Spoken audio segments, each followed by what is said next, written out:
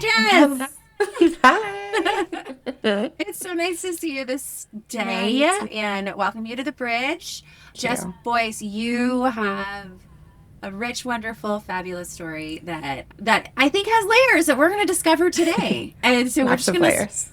start peeling back that onion. But let's start with just letting people know like what you're doing now, who you are. Your bio will be in the show notes, so you don't have to like go through the whole spiel. Perfect. But like, Okay. as it relates to like education and educators. So Awesome. Yeah. Hi, everybody. I'm Jess Boyce. I am a programs and operations manager at an organization called Endless.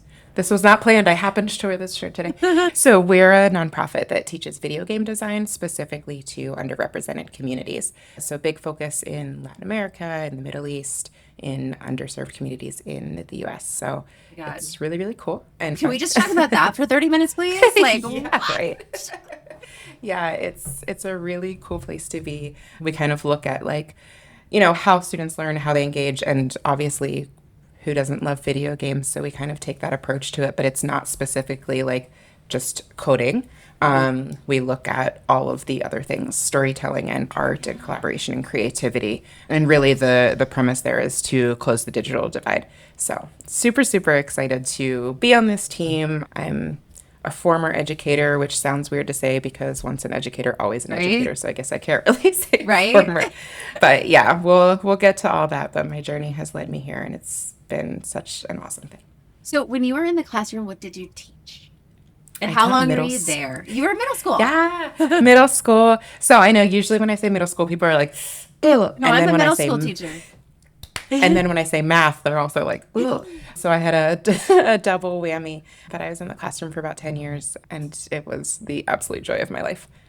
Middle Yeah. schoolers are so weird in the Oh, best in the possible best way. way. Like that's what I say too. So I taught 10 years too in middle school, 1 year high school, and then 9 years middle school. And then, but yeah, I used to say like seventh graders were my favorite because like Yes, they're they're sweet so little, mean. they're mean and awkward and like still little and like so don't want to be little that I'm just like, Yeah. boo, I got you. I got you. Right. Seventh grade was absolutely my favorite thing to teach too, because I feel, to your point, like they're so sweet, especially when they walk in on the first day. Yeah. Like they are clearly still elementary schoolers, Yeah. even though they've been in middle school for a year. And then just the growth that you see take place over a year is like I've never seen anything Right. like it. And so it just always made me like, oh my gosh, I know people cringe at that age level, but I'm like, I can't believe I get to be a part of Yeah. this growth while they're figuring it out and they're lanky and weird and like the Totally. weirder I am, the cooler I am. And Yep. like, this is Yep. perfect. Which is actually a really great segue to what's your weird? What's like what Oh, gosh. what's your weird? That's a weird question, but what's your education weird, Jess? I mean, I guess probably my life weird too is that I'm one of those people that has a song for every single sentence that exists. So my students were used to me singing at them. I was just talking the other day. I had a student named Jagger the same year that Moves Like Jagger came out, and I was so obnoxious and I couldn't stop. And I had to sing to him every every day. And I had a student named Fancy when I'm so fancy, Fancy. I'm like, I'm so sorry that I can't stop. But I mean, So it made me good. happy. So So good. that's probably my weird, and it has carried over into life. So you must have some pretty amazing playlists. Maybe Oh my gosh. Yeah. we'll have to throw some in the show notes. Yeah, for sure. It's a little all over the place, but yeah, we could attach the link below. For sure, for sure. Okay, so you taught 10 years in the classroom, which was how long ago? When were you in the classroom? So I was in the classroom until 2018. Okay. And so then in 2018, look, pick us up there. Yeah. Classroom Okay. happened, and then where'd you go? Yes. So, well, before that, even so, as the classroom was happening, Yeah. I had the absolute privilege to start a tech magnet within the school that I was Oh, in. wow. So that kind of like really plays a factor into Yeah. my shift in life. But so I'm very much a person that tries things that scare me and things that I don't think I'll be good at because I just want to see what happens. And so I always like, I never ever would have considered myself a tech person. It was, I waited a long time to get an iPhone and all of these things. And I remember when they were starting this magnet and I was like, no, like I'm used to sharing an iPad cart with 3 other teachers and every once in a while we'll do a Kahoot or something like that, right? And then they were like, no, like we think you'd be good for this. And I was like, okay, it sounds terrifying, let's do it. And it like unlocked this whole thing in me, right? And I was like, wait a second, this is where I fit. This is like something that I'm thriving in. And so one of those things was I ended up using Flipgrid in the classroom. I was a huge Microsoft person anyway, just started doing trainings on it and like fell in love with all this stuff because it was a one-to-one magnet. And then I started going to conferences and I started just getting like, oh my gosh, this world, what is this? And I fell in love with teaching teachers. And so I started using Flipgrid a lot and I felt like it changed everything in my classroom. Seeing the ways that students could talk to one another and like express their mathematical thinking in different ways was like so unbelievable. And I'm a yapper. And so anything that I'm excited about, I'm going to tell to everyone that walks past me. And so that kind of led to like me being an ambassador and all of those things. And then I was fortunate enough to get hired by them. And I worked with them for like 5.5, almost 6 years, just running community and professional development and just loving on teachers. I know you've had Anne and Renee on. We always say we were teachers helping teachers. Oh my gosh. Which is like the joy of my life, right? Totally.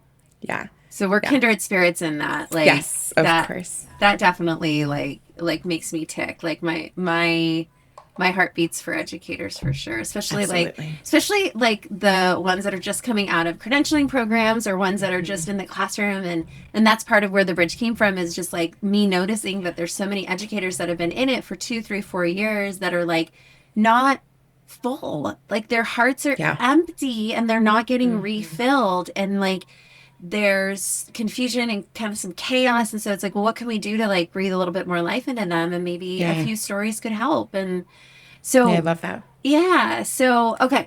You are ambassadoring, you are doing all these things. You work at Flip, and now you're doing video game design for underserved youth. So let's turn that page. So, working in tech is volatile. And I ended up I got laid off as the entire Flipgrid team did. And, and it was devastating, of course, because that was my dream job. It's really funny because teaching was also my dream job. And what I have now turns out is also my dream job. So basically I'm just happy with whatever, as long as there's a thread of education throughout it. So I got laid off and it was like really sad, but I was actually at FETC when it happened. And so that was really weird, but also really good because I like took my time. I had my little like poor me moment. And then I was like, hold on a second. My entire network, it always comes down to community, right? I'm like, my whole network is in this building. Like, these are the people that are going to catch me. And so I like took my hour or whatever. And then I just went into the expo hall and just started talking to people. And like, I was talking actually just a couple days ago with Jaritza, and I was talking about that moment and how like when something happens like a layoff, you feel so... Even though I knew it wasn't personal, there was 2,000 people that got laid off that day. It still felt like, oh, I'm not good enough, right? But then to have immediately 1 hour later, have all of these people who were like, oh my gosh, we would love to have you on our team. It was like instant validation, like just brought right back to me. Yeah. And so it was like, okay, I can do this. Like it was just, the timing was so good because it made me realize that I was going to be okay. So this job opened up, and in the same way of when I went to the technology magnet, I was like, I don't know if I can do that. That sounds hard. That sounds a little outside of my comfort zone because so my role's a little bit different now than it was then, but it was operations, but it was on the learning team. So the team that builds all of the curriculum, but it was like making sure all of the little things are in place. And organization is not my specialty. If you could see the amount, right? Yeah. If you could see the amount of Post-it notes on my desk right now, or tabs I have open on my other screen, you would get it. But I was like, what a challenge, right? And as I was interviewing, and I'm like going through things and I was like, wait, turns out I have done operations before. It turns out I've been doing that for a long time. And I think that, so not only with Flip, but I think that that's a really unique thing about educators is like, we do so many things under the guise of like just education, right? So we have this like really, really robust skill set that we don't necessarily hone in on all the time. And so as I was talking about it, and I was like, oh, hold on, I can do this. This will be great. And don't get me wrong, there was a huge learning curve, but it's amazing. And, you know, I think is like, do I want to be an operations manager at any old company? No, absolutely not, because this is still my heart. This is still education. I still get to go to classrooms and see kids and work with teachers. But it was a really unique challenge for me. And so constantly looking to grow and get better at different things. Well, and now I understand why you've been traveling so much, right? Yes. Yes. Because Yeah. So I do pay attention on the socials, and I get to Yes. see all the places you go, and I'm like, that girl is bouncing. So Yeah. Yeah, I've been home almost for like 2 months now, and I'm like, oh my wow. gosh, I don't know Yeah. what to do with myself. This is Yeah. wild. So, so operations is a part of it, but then the other part of my role is partnerships. And anyone that has ever met me knows that I've never met a stranger, and that relationships are the most important thing to me across the board anywhere. And so when they were like, hey, we're thinking that you would be a good fit for making these relationships, I was like, yeah, I think so. I think that'd I be great. agree. I love that, you know? And so I travel a lot, and that is meeting with different organizations at all different levels and just having conversations about what our curriculum is, which is completely free. It is, you know, we're a nonprofit, and helping them. So it's like I have the initial conversation in order to talk about the curriculum, and then I do the operations part. Once we Yeah. decide we're going to do it, then I make sure it actually happens. But so it's like, it's just really great because this is something that I think is really unique, but I'm also pretty passionate about. And I love getting to go places and talk to people about how maybe we can bring something that'll make a difference to their schools. You're so you authentically connect with people, and like that's one of the things that I've always admired about you. Like Thank you. this is so I feel really lucky to just even have a concentrated amount of time to just chat with you, because kind of like with Journey, like when I talked with her, I was like, I've known you, but I've never gotten to like know you, and so that's I know. right. And that's I so know. I think we it's had that one drive yes, from El Centro to Palm exactly. Springs that one time, That and was that's it. it. And Otherwise, it's just in passing. right, but I have always admired that about you, and the relationships you build, and I think and I want to take us back to that moment when you said yes to opening up the tech magnet, and like that seems to me like that would be a huge leap. Was that an administrative position, or were you still in the classroom when you were doing that? I was still in the classroom. Okay. So I had been seventh grade strictly, and then I Yep. dropped down to sixth because they wanted to do the first year sixth, and then six, seven, eight as it grew. Got it. Um, and I kept holding off. I was like, no, I'll do it when it comes to seventh. And they were like, Yeah. no, we think that you should do it now. And I was like, but I don't want to teach sixth grade, you know? Yeah. And then I did it. I mean, and that Anyway, theme, that seems to be a theme with you. Like I'm gonna just say yes and see what happens. And I think yes. that could actually be like if you think back to like when you were in year 3 or 4 in the classroom, like were you always this person that said yes, or did you have to arrive at that place? I've always been somewhat of a risk taker. Mm-hmm. But I don't know that I always would say yes. But that has definitely been like a theme of my life for the last, I don't know, at least decade. Because like, I don't know, I'm kind of like, well, what's the worst that can happen? Yeah. Which Yeah. some people use that as a reason to say no. Right. But I've been using it as a reason to say yes. And it's just opened me up to so many incredible experiences. Yeah. And it's just like, oh my God, like that, put that on my tombstone. Just say yes, Yeah. right? Just say yes. Yeah, because it really has been, yeah, I've always taken risks especially professionally, but when I think back to the classroom, I was still very like worksheet and, all of those kinds of things. And it just took some time to realize that different isn't bad. And I think that I don't know if it's because there's so many competing priorities for educators, but I do, and now with AI, which we haven't even talked about, but like the whole influx of AI in the classroom, like it makes me think, like you saying, oh, I mean, I still used worksheets. Like, yeah, we still have to use our curriculum. And you didn't wake up on day one being like, I'm going to rip this apart and like do my own thing, you know? And I I think got there eventually. you did, Yeah. as did I. But it took a beat. It took a beat. And I just want to make sure like educators also understand that too, that like you just don't have to do it all at the very beginning. Like you especially like it's about survival. Like Absolutely you're not. dealing Yep. with so many different competing factors and Yep. you're taking care of these kids. You're taking care of yourself, hopefully. And so Well, hopefully. That's the thing that like really needs to be there we go. addressed, right? Yeah. Don't get me started on the importance of self-care. I'm going to get you started. Yes. I'm doing that right now because I also heard you say, yeah, we don't. And yet, like a lifeline for you are these relationships. I mean, it was literally could not have been more clear to you that like your relationships are going to like emotionally save you when you need them. So like back up a little bit and like talk about how when you were in the classroom, how did you take care of yourself? Like how did you take care of yourself? No, I did not.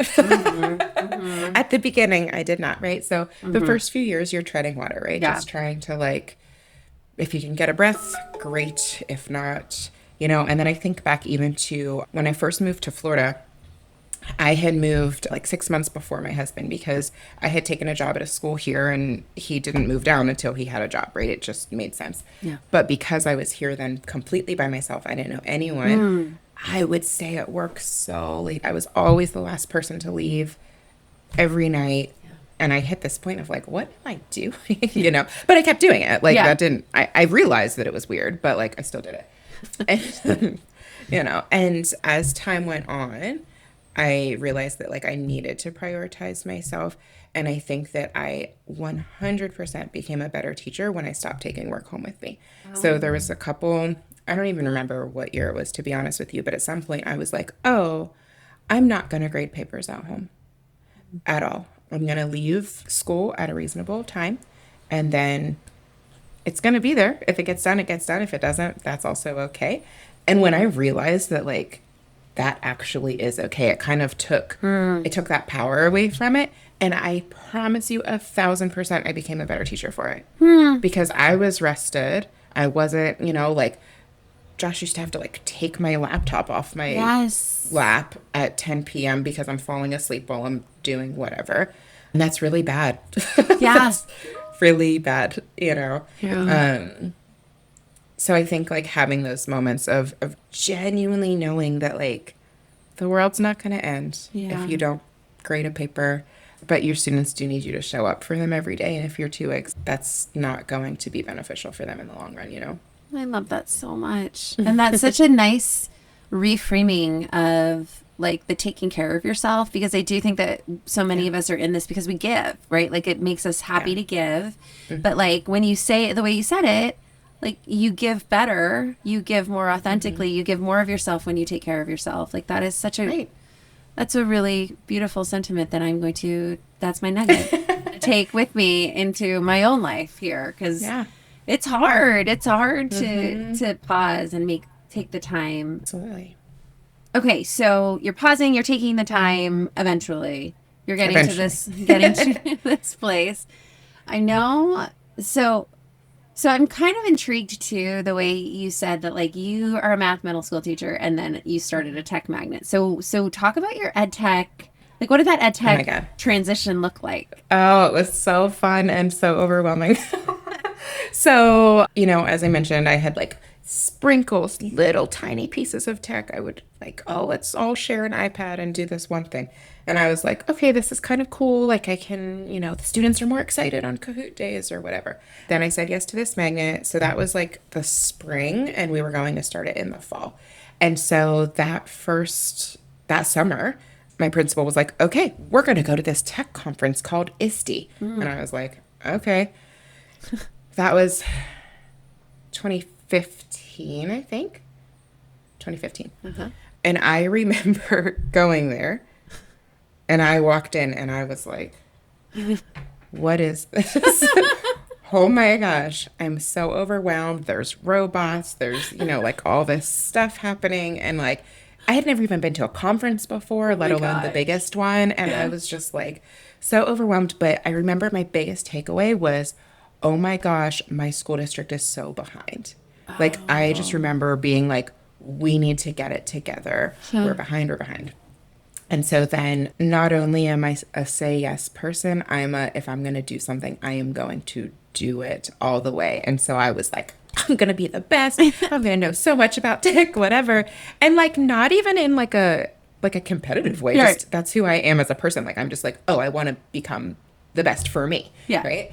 And so, I started going to all these random trainings and I would just be like looking for stuff. And I found an ed camp. I didn't know what it was. I don't remember how I found it. I think I was just like looking on Eventbrite, like what's happening in my area. And I was like, oh, what's this? It says education and something about technology. And so I just went. That's about right. And I look back, I'm like, what? Like I just showed up by myself and was like, hey, I have this thing I found. And that's where I met who became like such a great group of friends. We called it our PLF. Instead of our PLC, right? Professional Like our learning family. Yeah. Yeah. So it was like Jen Williams and Michelle Moore. Yeah. Like I met like the best of the best people. Amber McCormick, Dean Gainey, like Oh my God. Sean Farnham, like all these incredible people that lived all over the state of Florida, and they would go to like every ed camp that existed. And so it became this group. We literally would travel all over the state Oh my to like meet gosh. up at ed camps. Yeah. And like I don't know. I walked in by myself and they were like, who are you? And I was like, hey. And then we just like instantly clicked. Wow. And I mean, I still, 10 years later, Jen and Michelle and I like go to breakfast as often as we can Sure. and just, talk about where our lives have changed. Yeah. And I just remember being like, who are these people that are so incredible, so well connected, but just like so loving and care about Yeah. doing right by students. Like I felt they like so much aligned with who I am as an educator. And I remember meeting this woman named Sylvia. And for years, we called each other our island buddy because we talked about how when you're out of school and you're like doing something innovative, you feel like you're on an island by yourself. Yeah. And then we met all of these people from all these different islands, right? And then just became like this core group.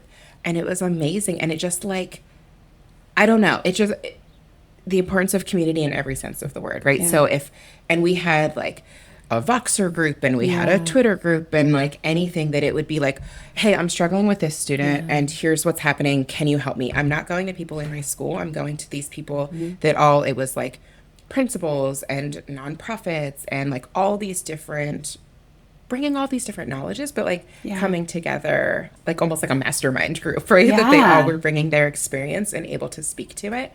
And we would like talk about the importance of failure and like reflect on that and just like all these things that made me such a better educator. It made me so in love with ed tech as a whole. Yeah. So that was like from the beginning, it was like, oh yeah, this is where I belong. These are my people. Yeah. And now like you can't get me away from a conference. Look, I'll show you right here. If I can move these are all my conference badges, right? Like you can't get me away. Anytime that it's offered that I'm going to go to a conference, I'm going to go, if for nothing else than to hug my people. Yeah. Like, ed tech is like where I felt, Wow. you know. That sentiment I can absolutely connect to what you just said. Like, and I feel like there's these group of ed techers that have transitioned out of ed tech because positions have been eliminated and some of them are back in the classroom and feeling like where did my people go? You know what I mean? And I mean, not to put you on the spot, but like, I have to imagine you've had conversations with people that have been in that position. So like, what advice do you give them? I know. That's a good one. I give them a hug first. Yes, of course. That's always, no matter what, that's the first thing. I think it comes down to connection more than ever, right? Yeah. So like, I like almost circle back to those things of like, yeah, finding your people again, which may look a Yeah. little bit different than what it did, but also like we're all still here, you know? Yeah. So I think it's reaching out to those people Mm. and reconnecting, even if it's, oh, you know, I have a friend who um left and went to a company, and then within a year was like, no, I need to be in the classroom. That wasn't for me.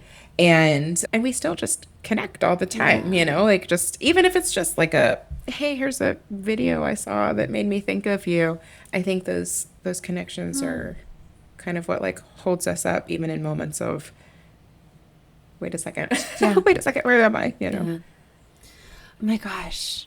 I'm like still processing all the people you just named that you got to like just run into. Like, Yeah. it was crazy. I know. Are you kidding me? That is wild. It changed every little trajectory of my life because Completely. like I don't believe that anything is random, right? So I met all of those people. I got put into a Twitter group that was all Florida people and John Bimmerly from Texas. Okay. Awesome. Awesome. Sounds good. Changed everything, right? Then I'm like at ISTE in San Antonio in 2017. I happened to sit next to John Bimmerly at a thing. We had never met before. my gosh. And he's like, I think you're in that Twitter group that I'm in. We're chit-chatting. We start talking. He's like, hey, I'm going to an MIEE dinner. Do you want to come with me? And I was like, yeah, sure. Okay, great. So I go. Then as we're leaving dinner, we pass by the entire Flipgrid team, and he's like, hey, there's Flipgrid. Have you met them before? And I said, no. Oh And my he's like, come on, God. I'll introduce you. And so we sat there and like sat on the Riverwalk in San Antonio for 2 hours. And it's just like, Right. what? Yeah. You know, when I Yeah. look back, I'm like, if I hadn't seen that Eventbrite for an ed camp, Right. none of this would have happened. And Isn't that wild? it is wild. It is wild. And it makes me wonder, like, if you and I could could see into the future, right? What do we see as what do we see as the ideal platform to connect people? Because here's my challenge, right? Like I'm here because of Twitter. I'm here Yeah. because of Q for me. I am here because of Voxer. And I don't I know. those aren't happening in the same way. I mean, Q is still around, but like Right, of course. I'm not volunteering. I'm not as involved with it, and I'm okay with that. Like it's kind of like I'm okay stepping aside and letting the next generation of the leaders kind of do their thing and help in a different way. But I mean, what does it look like? We tried Blue Sky. I tried Blue Sky for We a did. bit. We tried. And like for a couple minutes, it felt like old Yes. Twitter. And I was like, oh my gosh, we found it. We found Yeah. the replacement. And then And I not. haven't logged on in a year. I know. You know? So like, what is Yeah. it? What do you think we're looking for? I genuinely don't know. I don't know. I genuinely don't know. I mean, I'm on LinkedIn. Yeah, and I mean LinkedIn is hopping. Yeah, it's busy. It's like Who would have thought? Who would have thought? Yeah. That's as close Uh-huh. as I've found. That's Okay. the one I use the most now. I mean, I use Instagram, but not in a professional sense. I too. use it in a personal sense. But what's interesting, and there's been like a really big transition for me of my professional people are my personal people. Oh, interesting. Yeah. And maybe I'm bad at setting boundaries. I don't know. But it's just been this thing of like, oh, I actually like that I can share my life with you too. Yeah. Well, yeah. But I don't know. I don't know. I think, I mean, there was another episode I was recording with Heidi Baines out of Riverside, and she and I started laughing because it's like, sometimes on LinkedIn, it just can feel like you say something like, well, I'm so humbled to be on this project. You know, like imagine doing this in real life, right? Like you're walking down a hallway and you're like, I'm so humbled to be on a project. And like people don't open their doors, nobody's looking at you, and you just walk through the hallway by yourself and you're like, okay, I'm gonna like, It is I don't know. an announcement Whereas before, platform. yes. Whereas before it was just like, oh my God, what's the project? And can I do it with you? Or Can I be a whatever. part of it? So, Mhm. yes. I don't know. I don't know what the Yeah. answer is. Well, I wish I then did. that makes Maybe we need to that start we it. keep. Maybe we need to start it. I don't know. I'm going to keep asking the question because I feel so passionate about connected leading. And Like and you 2018 Twitter is like gold. see, mine was 2014, 2015. Yeah, all of that. Oh, for sure. But there was like a chunk of time. Oh, that felt good. That felt good. Well, I can't thank you enough for taking the time to just share and just chat, and honestly just getting time with your cute face. And I want to end with just one last question, which is, if you could go back in time and sit with Jess teacher version year 2, year 3, like what would you tell Jess teacher? What would you tell her? I would tell her to buckle up because it's going to get crazy, but in the best possible way. I think I would encourage her to take care of herself more from the beginning and not like let yourself get so burnt out, but also just to take those risks because they're always good. High risk, high reward, right? Yeah. And even if you fail, you learn and it's still good, right? Exactly. Yeah. When I look back at all the failures, I'm like, yeah, great. Those have shaped me. That's amazing. You know, let's talk about it. So Well, I tell her to keep on doing what friend. she's doing. Thank you.